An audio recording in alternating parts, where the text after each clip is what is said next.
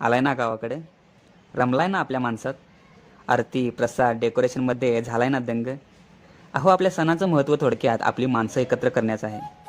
एरवी वर्षभर आपल्या घरापासून लांब असणारी ही पाखरं गणपती, दसरा, दिवाळीमध्ये आपल्या घरट्यात परत येतात. या सणांमुळे दोन भाऊ एकत्र येतात, जावा जावा छान गप्पा मारतात आणि ही लहान भावंडं तर खेळात दंग होऊन जातात. जबाबदारी अंगावर पडल्यापासून आईच्या खुशीचा आपल्याला विसर पडलेला असतो.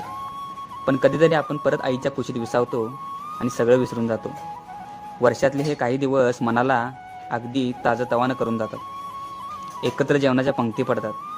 ह्या एकत्र जेवण्याचा आनंद काही वेगळाच.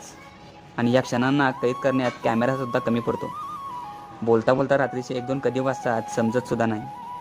असं वाटतं ना हे दिवस संपूच नयेत. पण हे सगळे क्षण डोळ्यात साठवून आपण निरोप देतो या सणांना, परत पुढच्या वर्षी हेच क्षण जगण्यासाठी, परत आपल्या माणसांना भेटण्याची डोळ्यात एक आशा ठेवून.